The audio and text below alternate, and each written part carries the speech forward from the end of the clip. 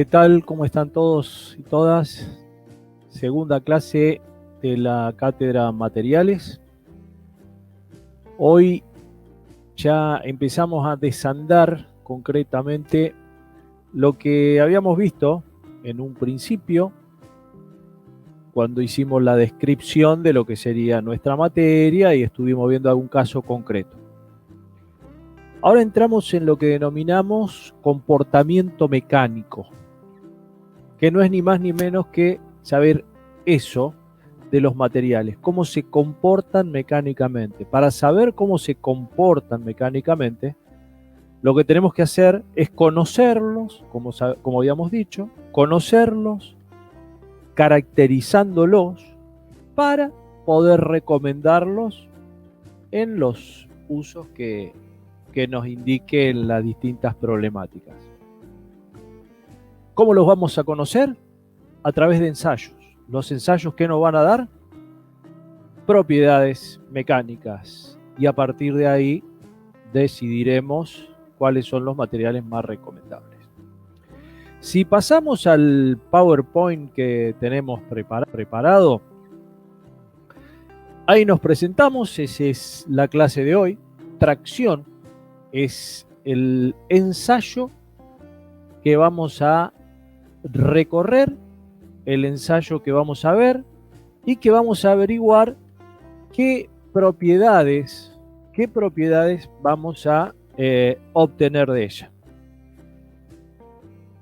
En esa averiguación, si vale el término, de las propiedades, vamos a ver ciertos fenómenos en los materiales. Por ejemplo, la deformación plástica, que es esa deformación que queda en forma permanente en los materiales. Como para ya ir metiéndonos, vamos a encontrarnos con dos tipos de deformaciones. La deformación elástica, que si yo descargo el material vuelve a su posición inicial, digamos, y la plástica, que como su nombre lo indica, si se produce no vuelve para atrás. Ahora, ¿es mala la deformación plástica, la elástica? Nada es malo o bueno en los materiales si no hacemos el contexto, si no brindamos el escenario a partir del cual vamos a trabajar. Ahí nosotros en esa filmina tenemos 3 fotos de casos reales. A la izquierda, arriba, vemos una deformación que sufrió una columna de un puente o una estructura que gracias a que el hormigón armado tiene hierro en su estructura interior, se ha deformado plásticamente ese hierro, pero no permitió que se desarmara, que se desarticulara. Entonces, en ese caso, la deformación plástica, como dice, ayuda a prevenir una catástrofe. Si vamos en la misma columna, en la parte de abajo, ahí lo que tenemos es un laminador, una chapa gruesa está pasando a través de unos rodillos que la comprimen y la achican en su altura. Lo que va a dar es una deformación plástica que en ese caso es para conformar, para darle distintas formas a los materiales. Y bueno, a la derecha vemos una deformación extrema que nos ha llevado a la rotura de esa estructura. Como dice ahí, demasiada deformación no es buena. Si analizamos esto que nos aparece acá como título en esta filmina, ¿cómo se cuantifican las propiedades? Bueno, como lo dijimos recién, mediante ensayos. ¿Qué es lo que vamos a ver en esta clase? El ensayo de tracción. El ensayo de tracción, como su nombre lo indica, vamos a tener una probeta a la cual le vamos a aplicar una carga en términos de tracción. El término de tracción es el sentido longitudinal, tratando de estirar la probeta. Va a llegar hasta la rotura y en todo ese interín nos va a dar propiedades. ¿Qué ventajas tiene?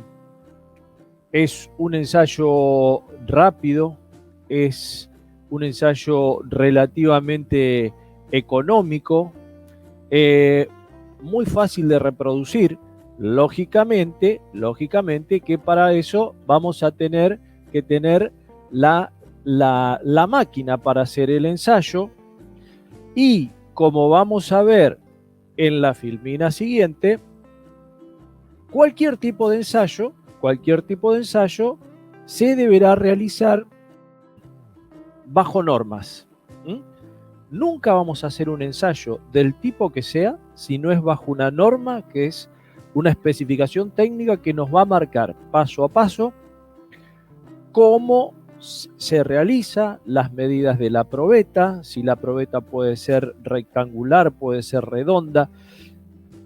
Todo lo que a ustedes se les ocurra desde el punto de vista experimental va a estar definida por una norma.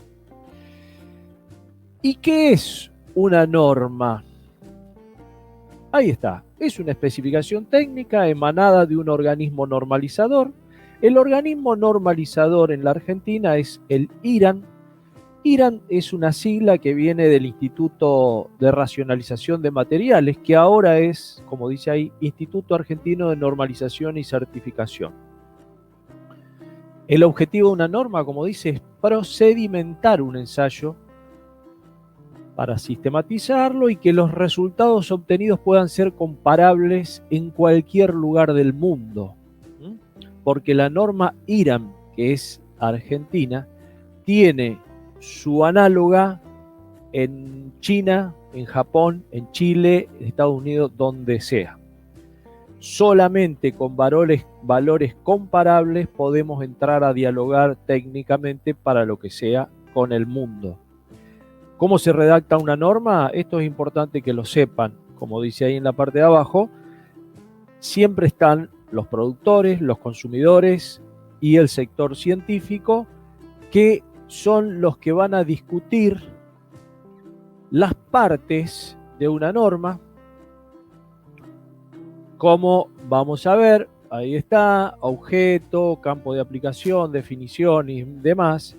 Pero es importante que ustedes sepan que una norma no es que la escribe alguien de una forma caprichosa porque se le ocurrió. Acá participa la sociedad a través de los consumidores, los productores y el sector científico. Esto es muy importante porque se respetan las tres partes. Con una que no esté de acuerdo, esa norma no va a salir. Entonces, todo lo que aparece como norma ha sido consensuado previamente. Vamos a ir entrando en lo que es en sí el ensayo de tracción y primero les voy a presentar lo que es la máquina. Sobre la parte izquierda ustedes ven un esquema, son dos barras, dos columnas roscadas que si giran, como indica ahí, al tener rosca, la parte de la base inferior va a subir o bajar. Si baja a la probeta, que es eso que se ve medio amarillito que está ahí en el centro, la va a estirar. Si se acercan las dos bases, se va a comprimir. Y en la parte derecha está la máquina en sí, que ustedes van a ver algún video con este tipo de máquina, donde tenemos una computadora al lado que nos va a ir dando la curva de este ensayo. Y lo que se ve en el centro, eso muy finito, es la probeta vista de costado. Ahí hay colocado un extensómetro que sobre la izquierda se ve mejor, que es un aparato que se le adosa a la probeta para que nos vaya indicando cuánto se va estirando. Eso le va dando la orden a la computadora a través de un software y nos va a ir indicando una determinada curva del ensayo. Un poco acá lo que está en esta filmina es lo que acabo de expresar, que las dos bases, las dos columnas girando van a hacer que las bases se acerquen o se alarguen y eso va a estirar o comprimir la probeta. Pero en el ensayo de tracción lo que tratamos es de estirar a las probetas. Y para hablar de las probetas, ya le voy presentando la filmina siguiente, donde ahí tenemos, eso es una foto real de distintas probetas de tracción. Algunas la verán que ya están rotas, porque este ensayo es un ensayo, vamos a tener en claro, es un ensayo destructivo. Llegamos hasta romper la probeta para obtener los distintos resultados. Ahí las ven redondas, las ven planas, algunas con rosca, otras sin rosca. Bueno, esto la norma lo tiene totalmente contemplado. ¿Y por qué, ustedes dirán, hay tanta diversidad de probetas? Bueno, porque a veces tengo que ensayar un material que es una barra. Bueno, será una probeta redonda. Pero hay veces que tengo que ensayar un material que es una chapa. Bueno, será una probeta plana que tendré que sacar de ese material. Siempre lo que vamos a sacar del material es la probeta para poder ensayarla. Si vamos a esta filmina que estamos viendo, esa es una probeta, que en este caso, como ven ahí, la sección es redonda. Esta probeta, si ahora me acompaña la cámara, vamos a ver que esta probeta tiene una sección, yo la voy a dibujar en forma aproximada.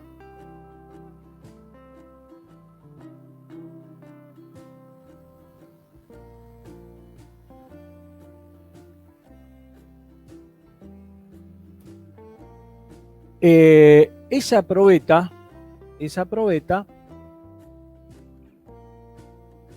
va a tener una longitud calibrada, que la longitud calibrada es toda la sección donde respetamos una determinada sección de la probeta, longitud calibrada.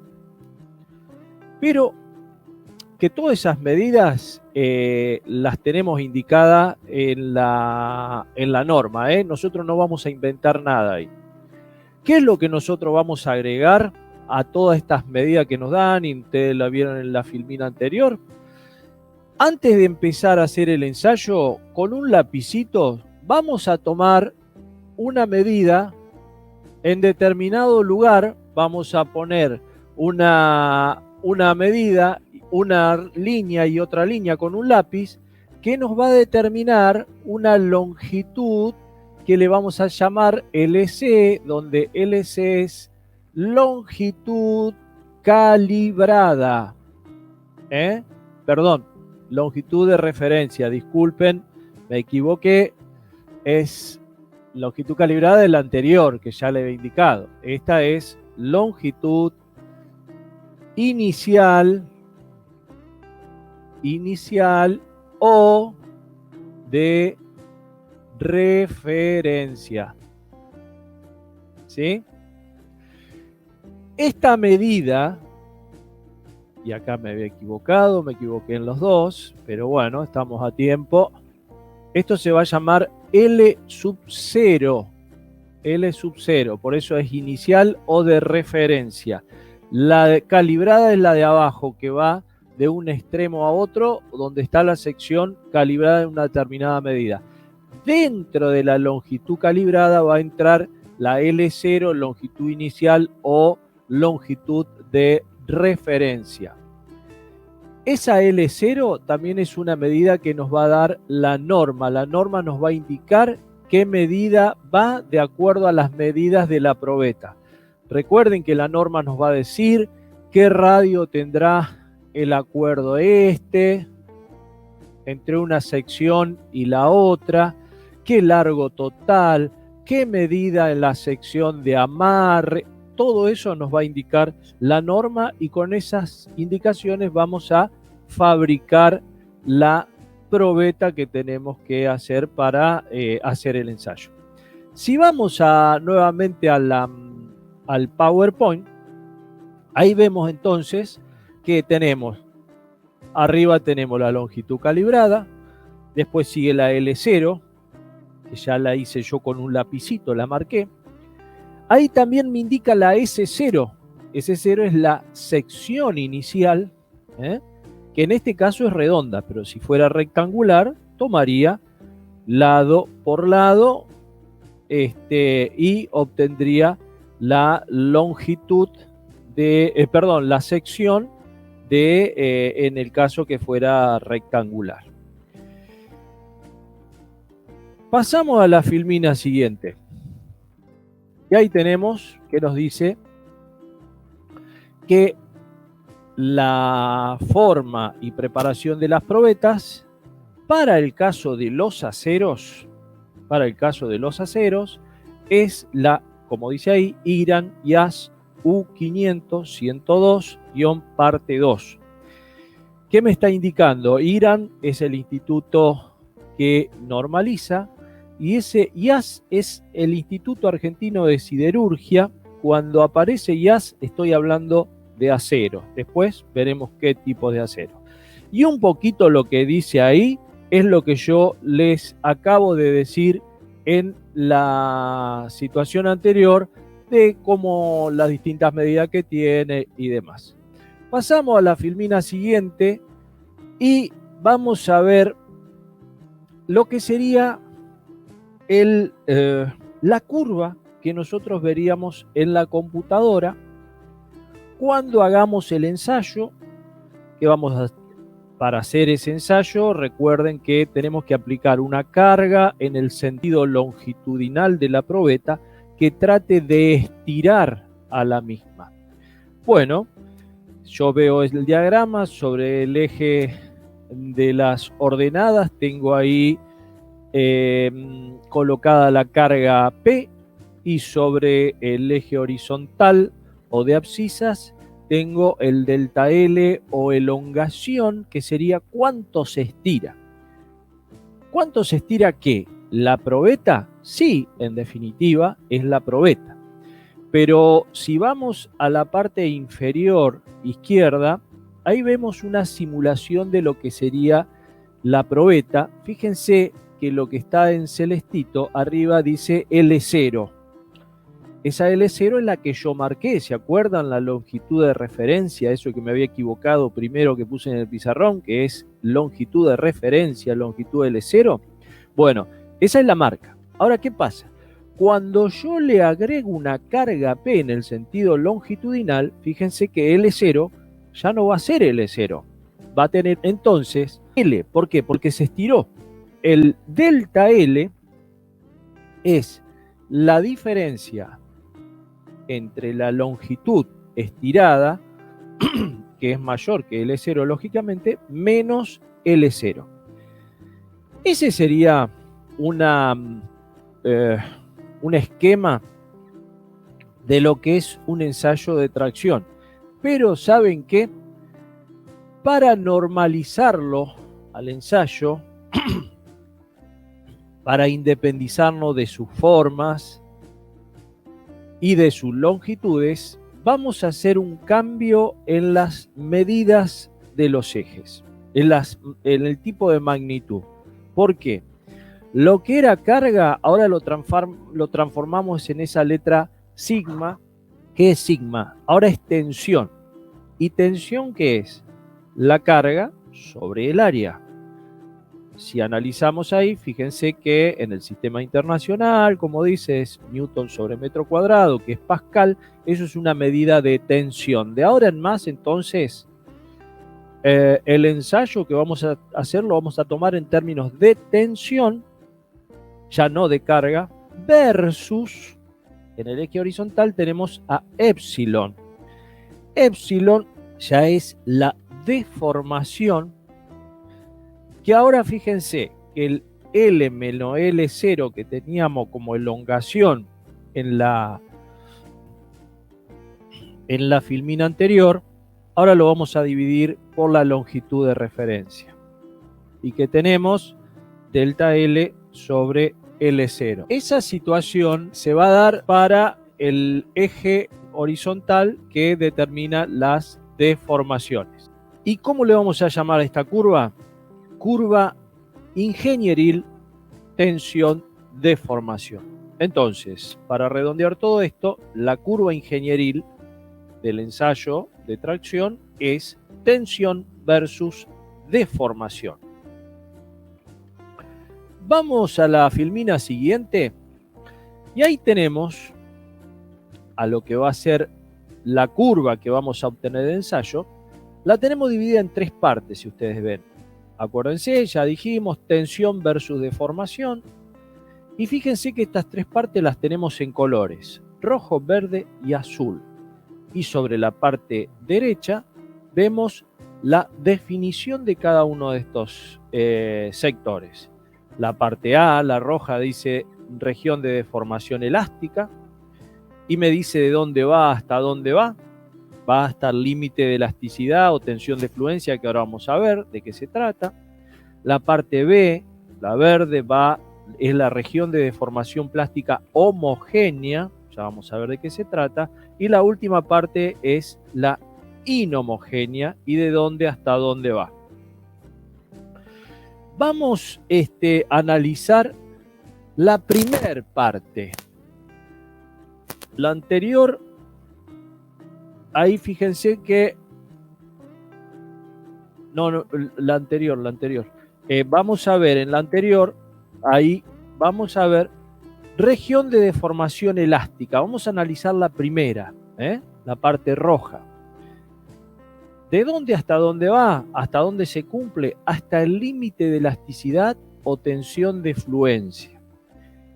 Es la región de deformación elástica. Elástica, acuérdense que es que se recupera cuando retiro la carga aplicada. O sea, si yo medí L0 antes de ponerla en la máquina de la probeta, la pongo en la máquina, la estiro en la parte elástica y le saco la carga, vuelvo a medir y la L0 no se estiró. ¿Por qué? Porque fue sometido a un esfuerzo dentro de la región de deformación elástica. Cuando le retire la carga, como un elástico, vuelve a su posición inicial. ¿Hasta dónde llega esta parte roja? Como dice abajo, hasta la tensión de fluencia. ¿Qué es la tensión de fluencia?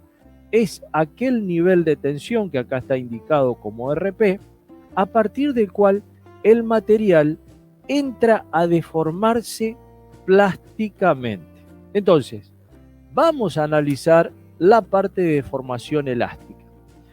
Y ahí nos empiezan a aparecer determinadas cuestiones particulares de cada material.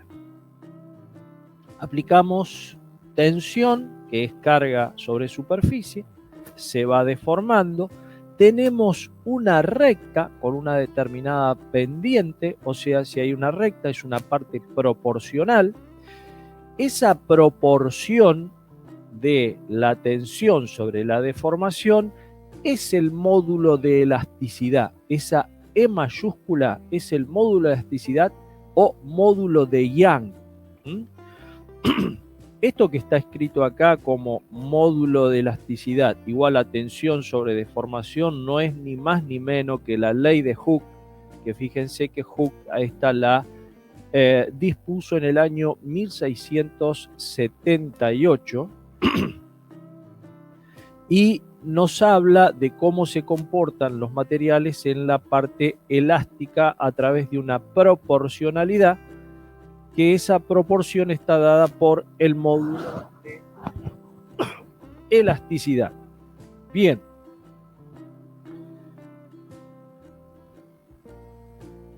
¿Cómo determinamos el límite de elasticidad?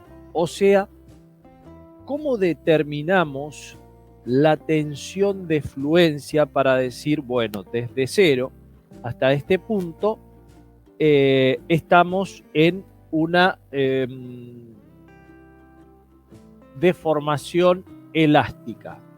Bueno, no resulta tan simple poder determinar cómo yo puedo sacar o determinar específicamente la deformación elástica de la plástica. Entonces, para poder lograr eso, vamos a tener que recurrir a algún sistema de determinación gráfica que me permita poder determinarlo, poder averiguarlo y tener un valor concreto de eso.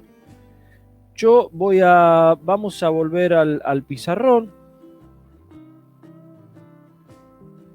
Si la cámara me acompaña, vamos a hacer una curva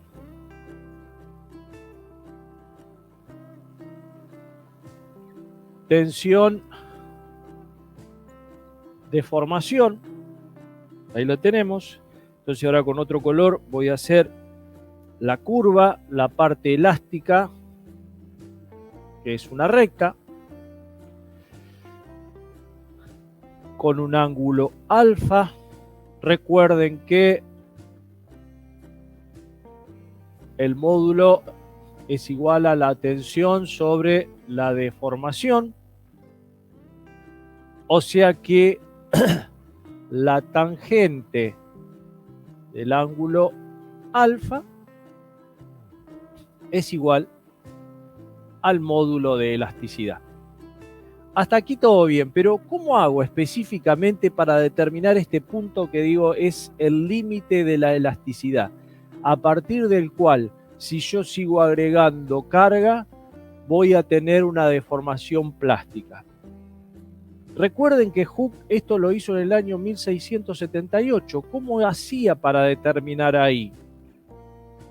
Es imposible determinarlo porque hay que ver cómo cambia el mecanismo de deformación de los átomos. Y ahora vamos a ver cómo son esos. Es imposible. Entonces, ¿qué se determinó? Por convención, se determina un límite convencional de fluencia. ¿Y qué es? Bueno, va a empezar el material a tener cierta deformación plástica y ya no va a seguir la linealidad que seguía en la deformación elástica. Y lo que vamos a hacer es, sobre el eje de las deformaciones, vamos a tomar una medida en 0,002. Esto es de deformación específica, o 0,2% si lo tomo en deformación porcentual. Lo que hice ahí, multiplicarlo por 100 y se corrió 2 lugares. Tomo esta medida y tiro una paralela a la parte elástica. Si yo tiro una paralela aproximada, corta en un punto a la curva. Donde corta la curva, vengo al eje de las tensiones y tengo el denominado RP02, o tensión de fluencia, o límite convencional de fluencia. Recuerden esto, es convencional, se tomó por convención porque era imposible poder determinarlo exactamente. Y alguien me puede decir, bueno, pero eso tiene un 0,2% de deformación plástica, y yo le voy a decir sí, pero también les digo que a la hora de los cálculos, para ver un material si se va a deformar elásticamente o plásticamente, nunca se trabaja exactamente en el límite de elasticidad. Yo voy a trabajar siempre en tensiones menores si es que quiero trabajar en la parte elástica, o tensiones mayores si voy a trabajar en la parte plástica. Pero tener una cabal idea de cuál es ese límite es fundamental, y se lo toma con ese margen que es 0,2% de deformación plástica en definitiva. Volvemos a las filminas y tenemos que mencionar cómo sacamos el límite de fluencia cuando tenemos determinados materiales, por ejemplo, como dice ahí arriba, cuando son aceros de bajo carbono. En acero de bajo carbono, la curva al final del límite elástico presentan esas subiditas y bajadas como un serrucho. Bueno, ese es un fenómeno que se da, que escapa a las explicaciones de nuestro curso. Son temas que se tratan en otros cursos, pero bueno, hay una cuestión de trabazón, atmósfera de Cottrell y demás, que eso queda para otro curso. Pero lo que sí ustedes tienen que saber que cuando se empiezan a producir esos serruchos, ahí empieza la fluencia. Entonces, como verán ahí, tienen un sigma I, tomado sobre el límite inferior de ese serruchito. A ese se lo considera como la tensión de fluencia ORP02 y ahí queda solucionado el tema. Vamos a ver un poquito cómo es el mecanismo de deformación de los materiales en la parte de deformación elástica. ¿Cómo es esto? Que si yo cargo la probeta, le agrego tensión, se estira, si yo la descargo, vuelve a su posición inicial. Tiene que ver con la separación entre átomos. Si analizamos el gráfico que tenemos a nuestra izquierda, en la parte bien de comienzo a la izquierda, vamos a imaginar que le hacemos una ventanita a esa columna negra. ¿Qué es lo que estamos viendo? Esos redondos circulitos en negro, esos son los átomos. Están distribuidos en una determinada distribución espacial. Fíjense que en el punto número 2 dice carga, o sea, lo cargué. Le agregué carga, que si lo divido por la sección de la probeta es una tensión. Y fíjense qué pasó. Ahora veo que entre las filas de átomos hay una separación, me aparece un lugar blanco. ¿Eso qué significa? Se estiraron, se separaron un poquito los átomos. Y si lo veo en la parte inferior, veo que a partir de la carga F me aparece un delta, que es lo que se estiró. Ahora, si voy al punto 3, que dice descarga, ya no está F, ya no está delta en la parte inferior, volvió a su posición inicial. ¿Y cómo están los átomos? Exactamente en la misma posición que la inicial. Esa es la deformación, lo que estoy viendo al medio, esa es la deformación elástica. Los átomos están dentro de sus campos de fuerzas atractivas, se estira, se separan un poquito, si yo lo descargo vuelven a su posición inicial. Este es el mecanismo por el cual se deforman elásticamente los materiales. En esta filmina, ¿qué es lo que estamos viendo? Ahí dice en la parte superior, dice comparación del módulo de elasticidad para distintos materiales. Hay un cuadro con el módulo de elasticidad para aceros al carbono, se da en gigapascales, para aceros inoxidables, para aleación de titanio, aluminio, elastómeros. Y ahí están las distintas curvas para un cerámico. Fíjense que es una curva muy parada, tiene un módulo de elasticidad muy elevado, el ángulo alfa es muy grande. Los metales tienen un menor y un elastómero, que en definitiva es una goma, tiene un módulo muy chico. Ese módulo, en definitiva, depende del origen, de la naturaleza de los enlaces atómicos. Entonces, depende de esa fuerza de enlace atómico. ¿Cómo puedo variar yo la fuerza de enlace entre los átomos? Bueno, tengo dos formas. Si le elevo la temperatura al material, la fuerza de interacción entre los átomos baja. Esa sería una forma. ¿Por qué? Porque caería, sería el ángulo alfa menor, caería el módulo elástico. Le estoy cambiando el módulo elástico al material. Pero recuerden, cambiándole la temperatura. ¿Cuál es la otra forma? Y tengo que cambiar el origen de esos, o la naturaleza de esos enlaces. ¿Cómo lo cambio? Cambiando la composición química. Ah, bueno, pero si cambio la composición química, ya es otro material. Bueno, ahí tengo las dos formas de poder variar el módulo de elasticidad. Cambiando la temperatura, cambiando la composición química. Ahora, recordemos algo. Lo que nos compete, que es el ensayo de tracción, se hace a una determinada temperatura. Si yo no varío la temperatura, el módulo de elasticidad no va a variar por más que ocurra lo que querramos hacerle, deformarlo, etcétera. Eso lo vamos a ver en la segunda parte de esta clase.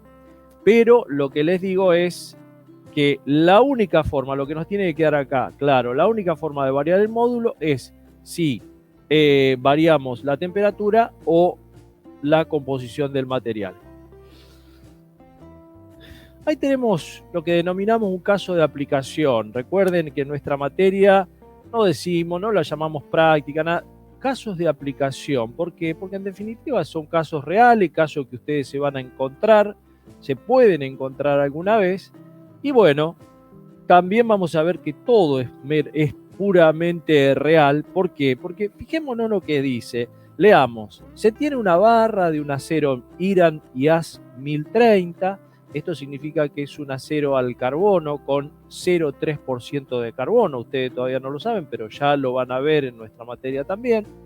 Con una barra que tiene 50 milímetros de diámetro, o sea, es redonda, y 120 milímetros de largo.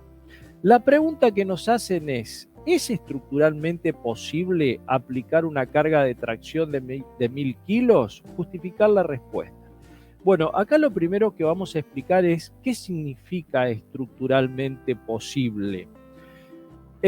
Imagínense una columna en una construcción, una columna metálica. ¿Qué significa que sea estructuralmente posible? Lo que se nos viene rápidamente a la mente es decir, que no se deforme plásticamente, porque si una columna se nos deforma plásticamente, significa que la tensión que apliqué superó el límite de elasticidad, pero eso estructuralmente no tiene sentido, algo que se me deforme plásticamente. Ahí llegamos a la primera conclusión, que tendremos que ver si esa carga que tenemos aplicada, eso es una carga P de 1000 kilos, es mayor o menor que ¿qué? Que la tensión de fluencia del material. Si esa carga dividida a la sección me da una tensión superior a la tensión de fluencia, que recuerden que la tensión de fluencia era RP02. Y desde la página que ahí indicamos, madweb.com, sacamos los datos para un acero Iran 1030. Fíjense, ahí tenemos muchos datos. RP02, que es 395 megapascales. HB, eso es dureza Brinell, 156. El coeficiente de Poisson, 0,29. El módulo de elasticidad, 200 gigapascales. La densidad del material, 7,8 gramos sobre centímetros cúbicos. Y el alargamiento porcentual a la rotura en 50 milímetros es 30,2%. De todo lo que ustedes escucharon acá, hay algunas cosas conocen, por ejemplo, conocen lo que es RP02 y el módulo de elasticidad, y lo otro todavía no. ¿Y por qué ponemos tantos datos? ¿Los necesitamos a todos? Bueno, cuando yo voy a una página, a un libro, yo tengo una diversidad de datos. Lo que tengo que ver, cuáles me sirven para determinada aplicación y cuáles en ese momento no. Esto también es un caso de aplicación, o sea, de la vida real. Tengo un montón de datos y tengo que ver cuáles son los que me sirven. En este caso, el que me va a servir, y esto les queda para hacer a ustedes, es el RP02.